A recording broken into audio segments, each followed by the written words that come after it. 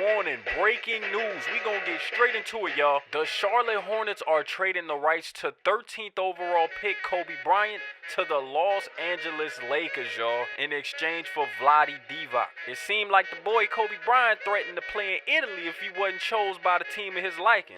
I wish him the best of luck out there struggling in the rebuild in LA. Now, meanwhile, for Charlotte, they are really excited about the 19-year-old kid out of Kansas they just drafted. What's his name again? Oh, you talking about Will Cole, dog? Yeah, Will Cole. I ain't gonna lie, bro, he cold as hell. That boy can hoop. And they said that they believe Will Cole gonna make a immediate impact on their team.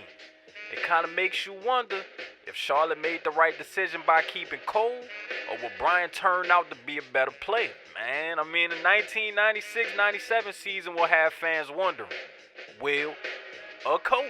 Y'all let me know what y'all think, y'all. Call in and let's talk about it on Fox. We keeping it live here, man, on FXM Radio. We back. In the year 1996. If you weren't watching Got Milk commercials, you were probably watching the Chicago Bulls win their fourth NBA title of the decade. Michael Jordan and company looked unstoppable. And after that, well, the Olympics happened to be in Atlanta this year. We got to see another version of the Dream Team. And while it wasn't like 92, this team still won gold. For legends like Isaiah Thomas, well, he got his jersey retired in February of 96. Was my favorite player. But you know what they say? Out with the old and in with the new. So the NBA would see some fresh faces in 95, 96 like Kevin Garnett, the 18-year-old kid who took over. But he wasn't even Rookie of the Year. That belonged to Damon Stoudemire, aka Mighty Mouse of the Toronto Raptors, who also just became a franchise in 95 as well. Oh yeah, and let me reintroduce myself. My name is Will William Cole, son of Robert and Sheila, who in 1996 looks to prove not only to Charlotte to the NBA why I belong. Not too long after the NBA draft, I got on my flight and headed to Charlotte, and they took me around the city. It wasn't like the New York City, or Chicago, or even the Detroit, but Charlotte was nice. And I was able to sign my rookie contract, and after a great offseason, training camp, we headed to preseason where I was putting in a lot of work. So much so that they surprised me. In the last preseason game, they threw me in the starting rotation, in a lineup that featured short, but yet big at heart, Muggsy Bogues. My man's was only about 5'3", but he played like he was 6'3", and I had a lot of respect for him. And following the last season, the Hornets made a trade with the Knicks to get Anthony Mason for Larry Johnson. It did surprise a lot of people as the Knicks were just in the finals not too long ago, but Anthony Mason looks to be a huge part of our rotation in his team this year. But our best player, in my opinion, at least on offense, is definitely Glenn Rice. I don't know what the future of the league is going to look like, but a lot of people believe he's going to be the prototype. A big that can stretch the floor and shoot the three. It's a beauty. And down in the middle, we got the man that made the trade all happen for Kobe Bryant, Vlade Divac. See, he was on the Lakers and he didn't want to quite come to Charlotte from LA, but eventually he made it happen. Then there's me, the wide-eyed 19-year-old kid out of Kansas. And they didn't televise our preseason games, so all I got for y'all is these Polaroid pictures, but just know I balled out and earned my spot in the starting lineup for opening night game. Opening night here in Charlotte, North Carolina, and our opponent still be the New Jersey Nets. Not really a great team, but I can't underestimate anybody as this is my first NBA game. And as I mentioned before, I'm going to be starting at the two-guard position, right next to Muggsy. My matchup for the night was going to be none other than Jim Jackson, the dynamic scorer who just got traded from the Dallas Mavericks. And for me, I was really excited to be here at first. And in the offense, we had Glenn Rice taking all the shots, getting all the buckets, so I didn't have to worry too much initially. What I did have to worry about was on defense as Jim Jackson got straight to it. Hey, there was rumors that him and Jason Kidd had a rift, that's why the Dallas Mavericks traded him. So he looked to be taking out a lot of frustration on me early on. So I had to wake up and realize this is the league and there's levels to this. But I quickly realized after looking over at Jim that my advantage comes from my height. See, I'm 6'7". I really shouldn't be playing the two-guard position, but we got a team full of height. Speaking of which, this man Glenn Rice is hitting the same moves every time down the court, pick and pop. And for Muggsy, hey, I told y'all, this man plays as hard as anybody in the league, and you wouldn't tell that he's 5'3" the way he elevates off the ground.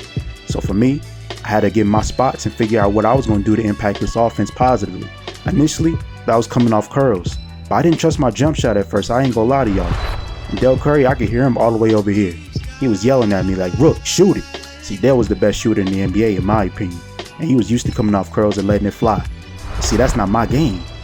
But I found myself on the bench quickly. But it's one thing Muggsy told me while I was on the bench. He said, "Rook, you gotta trust that shot, or you gotta trust that you'll make the right decision. So I came back in the game and immediately made an impact, as I got a block on the big fella down low, and in transition, they found me off a curl, and as I was coming off the screen, I just let it fly, and got it. For my first NBA bucket, it's a mid-range jumper. I was known as a high flyer in college. I was known as the guy that had a lot of handle as well, but nobody really knew me for my jumper, and I felt like I'm here to prove everybody wrong. So I pulled up for another shot off of isolation and got it to go again. And to be honest, I know I'm hyping myself up. My shot looks a little cleaner than I give it credit for. I know I said it was ugly before, but shoot, beauty's in the eye of the beholder, ain't it? Later on, came off yet another curl. My confidence was at an all-time high. Maybe a little too high. But hey, you miss 100% of the shots that you don't take. On the next possession, I found myself in the corner once again. Without hesitation this time, I pulled a corner three and nailed it. And in the first half alone, we were destroying the New Jersey Nets. And I quickly realized, hey, my place in the league is what I make it. I can't put myself in a box. I'm a 6'7", borderline 6'8" shooting guard in 1996. I got a chance to be special. And with my handle, I felt unguardable at times. Right here at the end of the second half, I had Jim Jackson on me. My confidence was peaking so high that I took off. And I was getting ready to put J. Will on a poster. Then I came down, missed the dunk, and I thought I got fouled, but they called a charge. Much to my displeasure, I had to run down the court in frustration. I had a moment where I was going to put J. Will on the front of a newspaper. It's safe to say that the coaching staff decided to take me out at the end of the first half to give me a breather. And if you're a Nets fan, I'm sorry to say this, but we were putting the belt to these boys. As in the second half, I went for an and one dunk to put icing on the cake. As I was headed to the free throw line, I had a moment to embrace the crowd. That winning on the college level was extremely fun, but winning the game on the NBA level in front of a home crowd for a city is unmatched. And at this point in the game, I'm in double figure scoring, and I figured why not show off my passing ability. And so I thought I lost the ball in this possession, found my big man Glenn Rice for the pick and pop mid-range jumper. At this point, I was filling up the stat sheet. I already had the points, I had some boards, and I was starting to dish the rock a little bit. And to put a cherry on top of this game, I pulled up for a mid-range jumper off a pick and roll from Vlade. And I found something that worked. Pick and roll game. See, being a rook, the defenders are going to automatically rotate to the big. So I had to just trust my jump shot. And in game one, I definitely did, as I dropped 19 points, 5 rebounds, and 3 assists to make my impact and imprint on the city and on the league. Not only did we blow out the New Jersey Nets, I also made the front cover of the city newspaper. And while I shined at home, it's time for me to really go back home. Just over a year after leaving home for college, I'm coming right back home to play my first NBA game in front of my people. So the team let me fly home a day early, so I got a chance to go back home, see my mom and pops. And that was great. And to make it even better, I found out they threw a surprise cookout for me to welcome me back home. And I was able to give some people tickets, but a lot of them already said they was coming to the game regardless. So I had one job and one mission: to beat the Detroit Pistons, the Palace Auburn Hills, and my homecoming. But for the team, shoot, we were already 1-0. We had a lot of confidence. This is the Pistons we talking about. Now this ain't the Pistons of the bad boys in the late 80s and the early 90s. It's kind of a new look Pistons. But the new look started with the original face. And that guy was Joe Dumars. He wasn't quite my favorite player, which was Isaiah Thomas, but he was second. See, him and Zeke were the reason me and a lot of other guys around the Detroit area even got into basketball, watching them on TV. And they also got this guy named Lindsey Hunter, who would probably be my matchup for most of the night. I'm not really too concerned though, to be honest with you. They got some new faces on this team as well. No more Rick Mahone or Bill Laimbeer. See now, down in the paint, they got big man Otis Thorpe, who was pretty solid himself. The best player on this team was without a doubt Grant Hill. CG, he came from Duke not too long ago and he was Mr. Everything. TV shows, commercials, shoot. They think he's going to be the face of this NBA for years to come. The only thing he got to worry about is just staying healthy. But I don't got no doubt in it. But tonight, shoot, we taking no prisoners. As Anthony Mason came out aggressive and playing bully ball. And early on, we thought we was going to bring the bad boys to the Pistons. That didn't work all the way quite. As out in transition, the Pistons had one job: attack the basket and get jumpers up. Shout out to Muggsy, but my man was just too small for Joe Dumars. But regardless, Muggsy wasn't the problem. It was number 33 in white. This man G Hill was coming off curls, off the dribble. It didn't matter who was on him, including me, as he was serving out jumpers to the whole team. And I gotta be honest, it was starting to get ugly in that first quarter. It was like this man was doing everything. Coming off screens, curls, off his own dribble. Just, it didn't matter who was on him. And I found myself on the bench quickly. And that wasn't even my matchup. But I just had to sit there and watch this man continue to torch our defense. They would set the screen, and there'll just be nobody there waiting on him every single time. And he had that mid-range on lock. This is not what I was expecting coming back home, nor what I wanted either. But I just had to keep my patience sitting on the bench. And I knew when I got back in the game, I was shutting all that down and getting my own buckets. So later on, I did check back into the game. Did that stop the Grand Hill show? Absolutely not. The Pistons were walking all over us. I mean, literally getting to any spot they wanted to. And I finally showed some backbone as I sent Grand Hill's shot out of bounds. But as soon as they got the ball right back, he came right back to me like, Rook, this ain't what you think. And I have to admit, in that very moment, that was the rare time where I really felt the dude was just better than anybody on the court. And to top it all off at the end of the first half, this man 33 rose up and threw it down in the transition. So he's dunking like that too? Oof. It's gonna be a long night for us. So all I could do was inbound the ball, try to get any momentum for our team. The timeouts, I was hearing coach. I wasn't hearing coach. I needed something. Because my jump shot was off this game. And my jump shot off, I had to establish myself on the defensive end and do something so I could stay out on the court.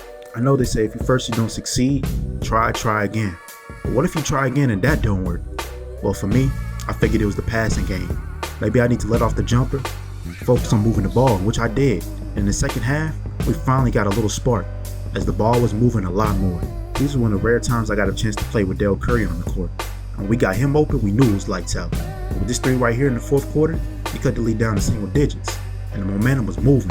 For the first time all night, I found my jump shot, and I helped cut the lead down to about 6. The big man screens on our team find me open every single time. It's just a make or miss league at this point. And we cut the lead down to 6, and Detroit had to call a timeout to figure out the momentum and stop ours. And it worked. It's not too long after, they found themselves back up by 14, and I was going to the lane getting hacked, fouled, pushed, prodded, and no fouls. And then put the icing on the cake. This man G Hill rose up and dunked all over Glenn Rice's scalp. Put the game out of reach with about a minute left. Why he didn't have a lights out shooting performance. G Hill definitely showed us that there's levels to this. Well, I didn't have a high scoring performance at all. I did finish the game with 4 blocks and 8 rebounds. And while it wasn't pretty, shoot, it's the way I play. We had a game back at home against the Atlanta Hawks, who were one of the worst teams in the NBA after Dominique Wilkins left. So for us, this was a chance to get our chemistry together and get some momentum going forward as we start to play the harder teams in the East Coast. And for me, of course, it's yet another game where I'm starting and getting a chance to put my feet even further into the ground and the foundation of the NBA soil. Out the gate in this game, I had my feet all the way up in the air, so I rose up for a one-handed flush in transition. The crowd instantly got into the game. And I could hear my own special chants going on too. But that's besides the point. So I wanted to focus on getting better and doing things my way in this game, which meant attacking the basket when I got the opportunity to, and not being passive. See, naturally as a rookie, you're afraid you don't want to take the bad shot and get sent to the bench. But I reminded myself, I might be a walking mismatch on this court. I mean, who else has my kind of frame and size and abilities? I may not be the greatest shooter right now, but it works. I may not have the best handle, but I can sure get to the basket like nobody else, in my opinion, humbly. So I dunked all over the Atlanta Hawks and swung on the rim. And listen, as the game progressed, I was making my imprint all over the court. It wasn't just offense either. I was making my imprint on defense and rebounding, and I even had this thing where I would go coast to coast. And if I wasn't dunking it, I was getting an assist and an easy dime to my teammates. This man Steve Smith thought it was sweet down here. He tried to hit his patented Smitty, and I wasn't falling for it. He tried to run through me, I wasn't moving. And not only did I grab the rebound, I took it all the way down court and found Glenn Rice once again for the and one flush with 2 hands for safety. And I'm talking about my mans was mean mugging and beating his chest and all. And I think we found something. This game wasn't the prettiest by far. We did not beat the Atlanta Hawks by double digits. But that transition attack between us is unstoppable if you ask me. And I look up and I end up finishing with my first career double-double, not to mention 5 assists. And once again, I'm on the front of the Charlotte Daily newspaper. While I accidentally spilled coffee on it, the title said, "Where there's a will, there's a way." Well, it's November still in 1996, and we found our way to New York City. This is a big time, prime time game early on in the season for a number of reasons. But it's going to be my first game in New York. at the Madison Square Garden, the mecca of basketball. See, the Knicks were just in the finals in 1994 where they lost to the Houston Rockets. But while it's not the exact same team, most of the guys still remain, including some new additions. So they look to be a threat once again. For us, it's a chance to be a measuring stick, to see where we match up in the East. At the point guard position, they acquired Chris Childs, number 1. Hey, he wasn't too dynamic, but he got just enough done to be the starter. At the guard position, they had H2O, Allen Houston. And this season, they got Larry Johnson for Anthony Mason, who's on our team now. And for Larry, shoot, he developed the outside shot and has become dangerous. And he looks to add to this New York Knicks team. But the foundation pieces are definitely with John Starks, and number 33 down low, Patrick Ewing, as these two are the faces of New York Knicks basketball. Everywhere you go in the city, it's them. And early on, it was all of them, as we couldn't find a rhythm, all out of whack.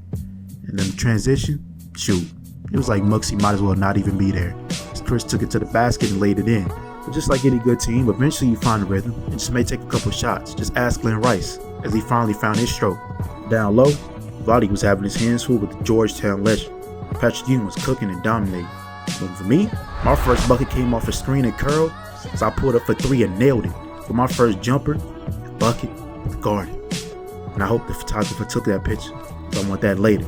For now, I had to lock in and focus on the game at hand, as John Starks and company thought they had it easy. And for a little while, it seemed like they did, but not till I started playing defense in the paint. See, I would lock up, grab the rebound, and just like I did last game, push that pace as I found Glenn Rice attacking the basket in transition. And early on in this game, coach was starting to let me handle the rock more. Dare I say, even run point. And right here, I get A. Mace to set the screen and I attack the basket. I see Larry Johnson not contested and I rise up with both hands and feet in the air and slam it home. Not only that, I came down gracefully with a ballerina spin and a bow to the crowd. Dramatics to the side, we found something that worked. It's the pick and roll action at the top of the key. Whether it was me attacking the basket or finding my shooters like A. Mace or Glenn Rice, we found it. We just had to keep working with it. In the beginning of this game in the first half, it seemed all too sweet. A well-oiled machine. But as soon as we put Muggsy back in and run point, I feel like I lost a lot of my power, so my focus is shifted on defense. Well, I thought I locked up Larry Johnson, but that didn't work. My man hit a behind the backboard shot. Before you knew it, the Knicks took a 7-point lead in the halftime. We thought we would come out and stop momentum. Wrong. Chris Childs had the crowd lit. Spike Lee on the side, I could hear him yelling. And for us, we couldn't buy a layup to go. I'm talking about Vlade Divac was pretty much useless in the paint, respectfully. And as for me, it feels like I lost my jumper somewhere in the second half, as none of my buckets fell like it did in the first. And the Knicks just kept pounding the paint, pounding and pounding. We had no answer. The captain, Larry Johnson, dunked it all over Ricky Pierce. In the timeout, the Knicks had a 16-point lead in the beginning of the fourth quarter. And here's again, it was my job to somehow get the momentum back for the squad. So I just attacked the basket, which is my bread and butter at this point. And for a minute, I thought we had it rolling, so I found Del Curry for the spot up off the curl. Boom, another stop, I get the board, and in transition with my left hand only, I'm flying, I see an opening. You could have sworn I was Prime Dominique. So I went up with the cradle and slammed it home, in style. I went up like I was in a dunk contest. But nah, this is me, in style, in game, 24/7. I mean, shoot, why not? I want to bring that kind of flair to every game I go in. Even Charles Oakley had to take his second after that dunk and realize what he just saw. He's the enforcer. But unlike the dunk contest, you don't get extra points for being flashy. You still got to compete out here. And that's just something we did not do. As I realized my teammates hit the max. They couldn't hit another jump shot to save their lives. And then it hit me. I realized, even though I'm a rookie, I'm going to have a huge impact on this team if we want to even be successful this year. There's no point in waiting around and trying to develop and be cute. I got to give them all every night. The Knicks will almost beat us by 20 in front of everybody in an embarrassing fashion. And I had mixed feelings. I had one of my best nights yet. But obviously I couldn't celebrate because of the loss. At the same time, it makes me wonder, if I'm doing this, then how's Kobe doing in LA? Well, turns out Kobe wasn't really getting much action out there for the Lakers, as everybody anticipated. The head coach Dale Harris didn't really have the same vision for Kobe that I guess everybody on draft night saw. And for right now, he's sitting behind Eddie Jones. And the Lakers themselves are in rebuild mode, as everybody knows what happened with Magic Johnson. And outside of that, I mean, all the Showtime Lakers are retired on another team. So it seems like Kobe's in no man's land. And even I admit, it's hard to tell how good he could be because he's not really getting as much playing time as even myself. So I don't know about this whole rivalry situation for right now, but I guess we'll see. But Kobe will be the least of my worries. There was a guy at our position doing it way better. And this guy is who some are already calling the greatest player to ever touch a basketball. See, Michael Jordan was all over every commercial, every TV screen, and every broadcast. And he was getting buckets on every team too. And at this point, he's already won his 4th chip. But back in '91, I had to witness him take down my Detroit Pistons in a sweep, finally beating Isaiah Thomas, basically sending him off into retirement. And it always left a sour taste in my mouth as a teenager. See, everybody wanted to be like Mike, but not me. I wanted to be the guy that took down Mike. And I always dreamed that one day, maybe I'll have my chance in the NBA to take down Mike myself. And well, here at the beginning of the 1996 season, it seemed like that day has arrived. It's November 1996, and we, the Charlotte Hornets, are playing host to the NBA champions, Chicago Bulls. And tonight, the lineups were looking a little different. So the Bulls were going to be without Dennis Rodman tonight, their dynamic rebounder. And us, well, we were going to be without Anthony Mason. So it was going to be an interesting battle. But there's going to be the two guys that are never going away. And that one of them, Scottie Pippen, who's going to be my matchup tonight. And obviously we all know the other, with 23. And that matchup is going to Dell Curry tonight. And while we were a little nervous about it, we really have too much of a choice. And my objective was getting over the physicality of Scottie, which was hard early on, but thankfully we had big Glenn Rice hold it down for us on offense. And on defense, I applied pressure to Scottie, got the rebound, and do what I do best, get out in transition. But this transition a little different. See, Mike ripped me, and in his transition, he pulled up for a mid-range jumper and buried it to set the tone until the crowd piped down. See, Mike's thing was to destroy your confidence as an opponent. Anybody that thought they were good, he sought them out to let them know they not. And that included Dell Curry, as it was obvious early on in this matchup that Dell couldn't light a candle or guard him at all, as he got in foul trouble, but there's really nothing we could do about it. On offense, much to my surprise, I got Michael Jordan to foul me on a 3-point shot early on in the game. My foot may have been on the line, but regardless, I hit the ground, sold the foul, and got right back on up. Cause I ain't want Mike to think he even touched me that hard. So I ain't feel it at all, honestly. I focused on hitting my 3 free throws. My confidence, shoot, it was even killed at this point. And I could feel Mike behind me, breathing extra hard and chewing his gum extra loud, trying to intimidate me. That's something that Dell Curry got to worry about, not me. My focus is on hitting all these free throws and make sure I lock up on defense so I can stay out here in the court.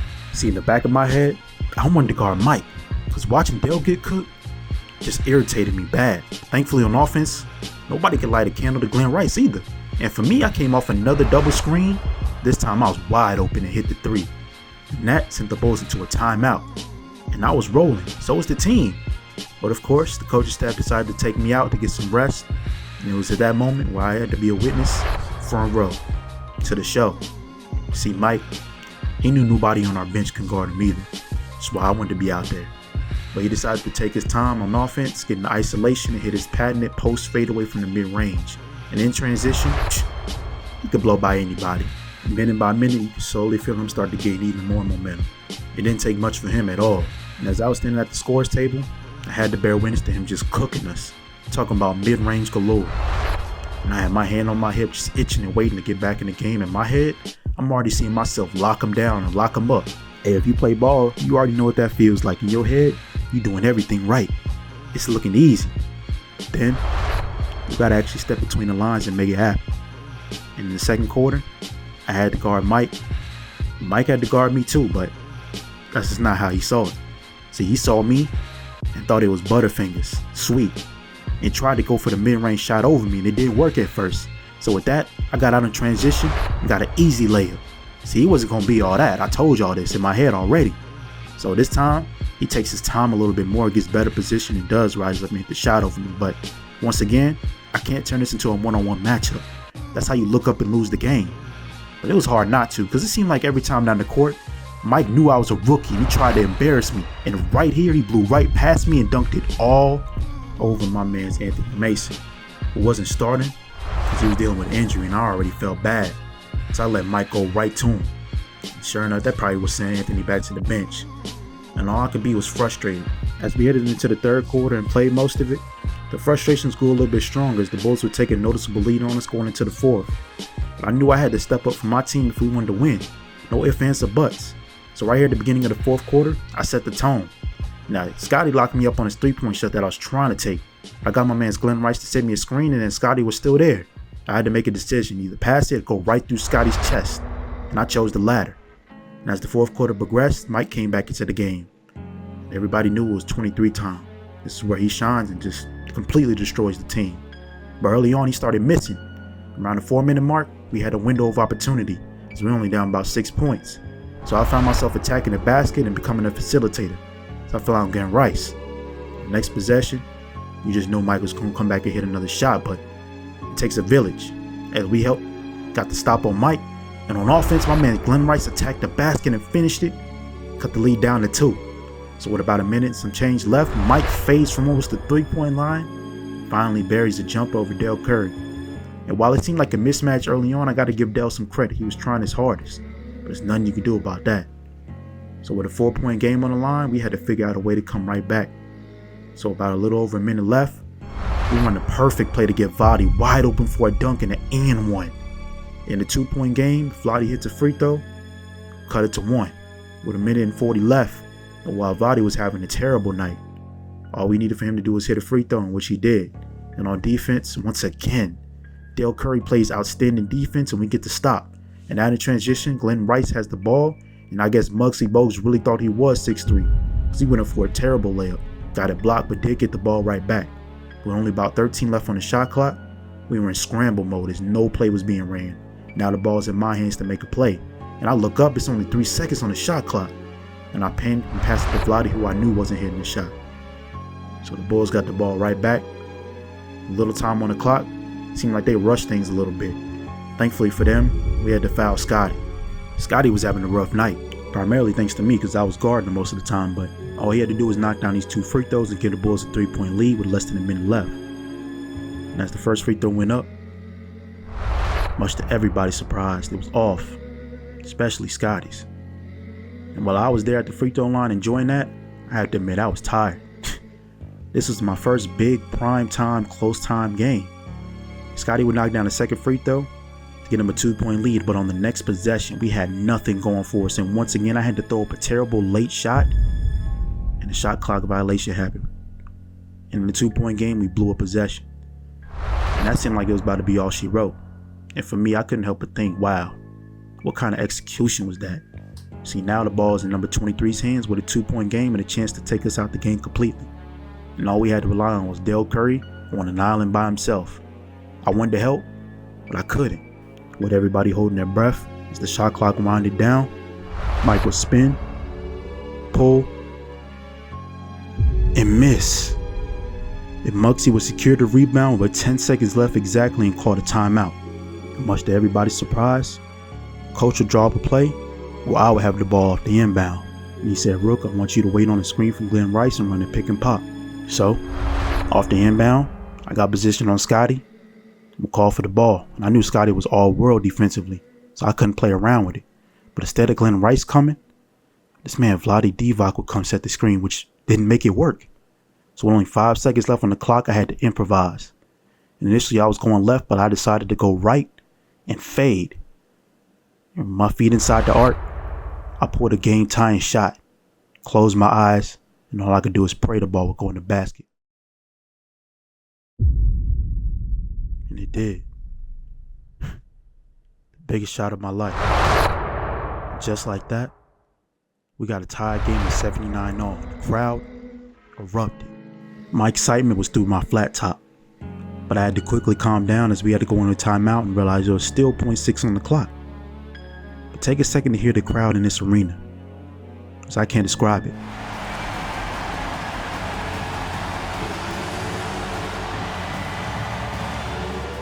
Point 6. The Bulls went in down the ball, and everybody in the arena knew who the ball was going to. With one chance, one heave. The ball found Mike, and the shot went up.